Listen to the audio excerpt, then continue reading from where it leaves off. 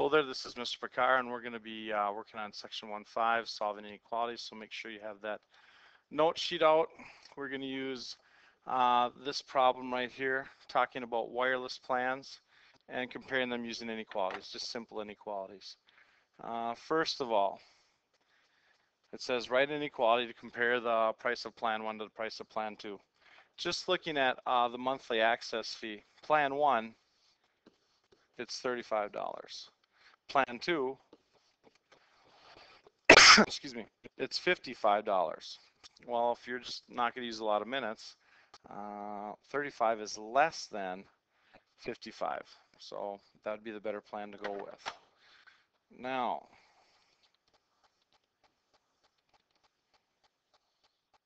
there's another part to it though.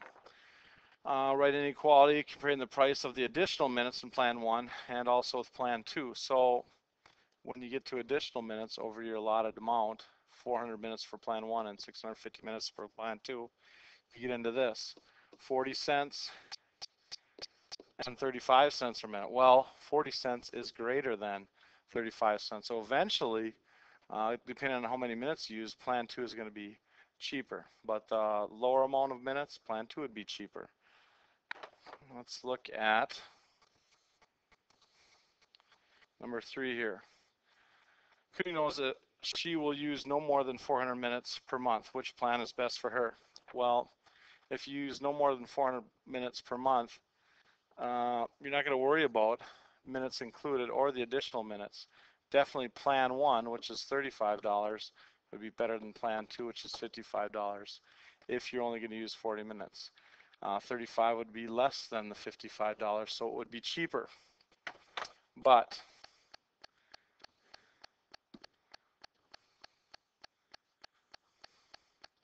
if she uses 1,000 minutes per month, which plan is best for her? And we'll say minutes, number of minutes used, that's going to be M.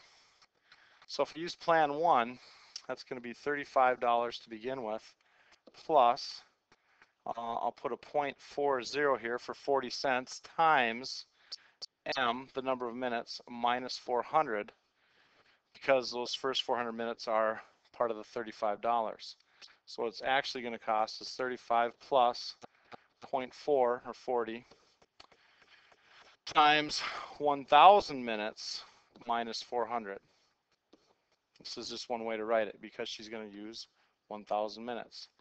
$35 plus 0.4 times, this would be 1,000 minus 400 is 600. And finally, that's going to give me 35 plus 0.4 times the 600 is going to be 240. So total cost is going to be $275 if she uses 1,000 minutes. So what I want you guys to do, this is for plan 1. I want you to figure out how much it's going to cost for plan 2 over here somewhere, and then compare the two prices, which is going to be the best plan for this person. Okay, solving inequalities is just like solving equations, except one very important rule. That important rule is, it should be on your note sheet, if you multiply or divide by a negative number,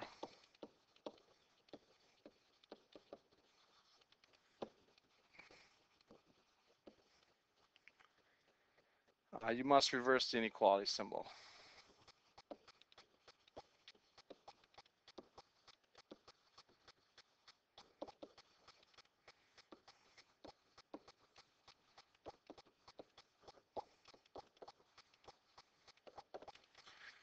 So anyway, we're going to skip number 5 and go right to number 6.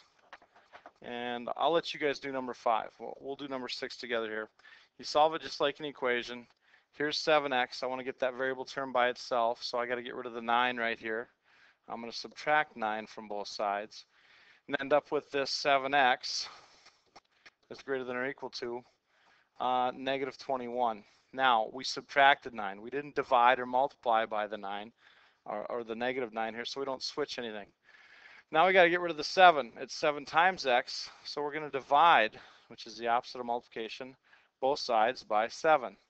These cancel out to 1, and I end up with x is greater than or equal to negative 3. That's my answer. Now I didn't flip. There's a negative 21 here, but we divided by a positive 7, so we don't flip it. If we would have divided both sides by a negative 7, then we'd reverse this inequality symbol and make it less than or equal to.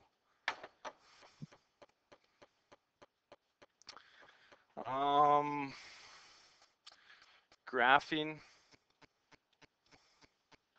solutions on a number line. Sometimes you graph your solutions on a number line. Use an open circle here.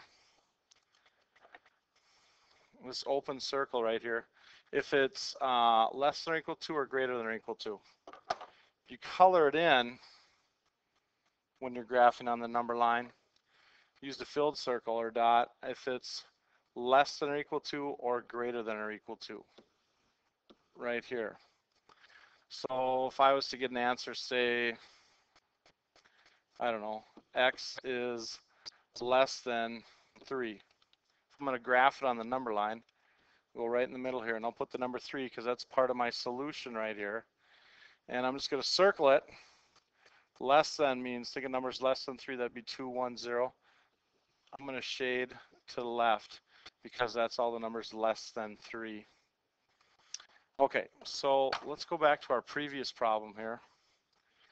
We solved this problem, and we got x is greater than or equal to negative 3. So negative 3 is part of the problem, or the solution, so I'm going to put a negative 3 right here.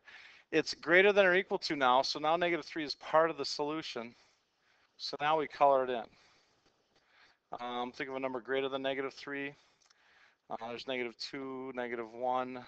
0 is greater than negative 3, so I would shade to the right. Okay, number 7 here. Let's try this one. It's a little bit more complicated, but you will see problems like this. Now, we want to solve for n in this problem. So I find my variable term 2n. I got to get that 2n by itself. So I got to get rid of the 5, the negative 6, and the 1 first.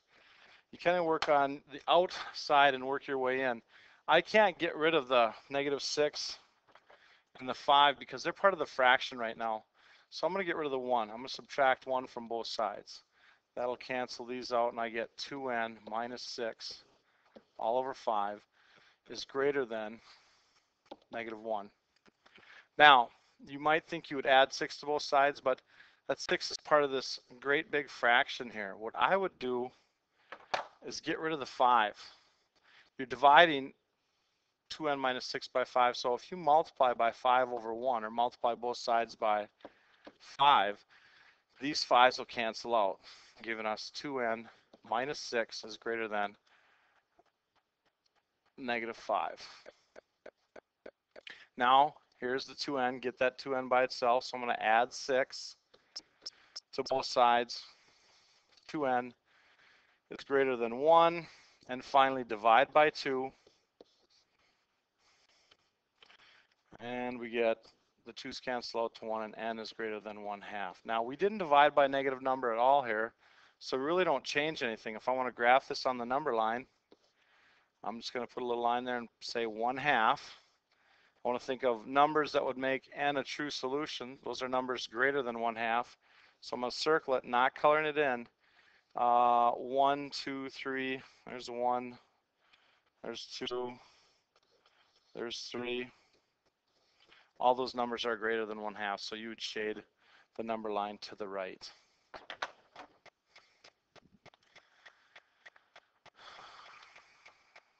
Solving this one. I got negative 8n here. I want to get that by itself first. I'm going to subtract 14 from both sides. And I get negative 8n. Don't forget, if you're subtracting, that's a negative 8.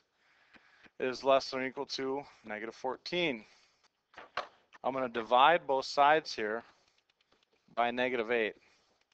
And I end up with n. Now, I'm dividing both sides by a negative. So now I got to flip my inequality symbol to greater than or equal to? Negative 14 over negative 8. Well, a negative divided by a negative is a positive. So that means n is going to be greater than or equal to positive. I can reduce 14 and 8 both by 2, so that is 7 over 4. Or you could say n is greater than or equal to, if you divided it out, 7 divided by 4, 1.75. Graphing it on the number line, there's 0, 1, 2. 1.75 is right about here. It's greater than or equal to, so I'm going to circle it and color it in. N is greater than 1.75. Well, 2 is greater than 1.75, so we're going to go to the right. Write inequalities. Define a variable and write an inequality for the problem. Well, first of all, some keywords you're going to want to know when writing these inequalities. Is usually the equal sign, but when you put it with is less than, you get a less than symbol. And just the opposite is greater than. It's a greater than symbol. Also, is at most. That's less than or equal to. It could be at most $15. So could it be 16? No, it's got to be less than or equal to 15. Is at least is greater than or equal to. So we're going to break this problem up, number 9 here. Twice the sum of a number is no more than, that's the key right there, that's going to be our inequality, 3 times that same number increased by 11. We talk about a number here. I don't know what that number is, so I'll call it n. Here it talks about the same number. Well, that's also going to be n. They're talking about the same number. But let's go back to this. Is more than. Is more than, well, it's got to be, I'm sorry, is no more than. Is no more than has to be, is no more than, less than, or equal to. So the first part, twice the sum. When you say twice the sum, you're going to multiply 2 times a sum. So we're going to put that in parentheses. Twice the sum of what? A number n5. N plus 5 is no more than 3 times that same number increased by 11. 3 times that same number, so it's going to be 3 times n increased by 11. And there's our inequality. I'm going to let you guys try number 10. We'll talk about that tomorrow, and we'll finish 11 and 12 in class also. Thank you very much.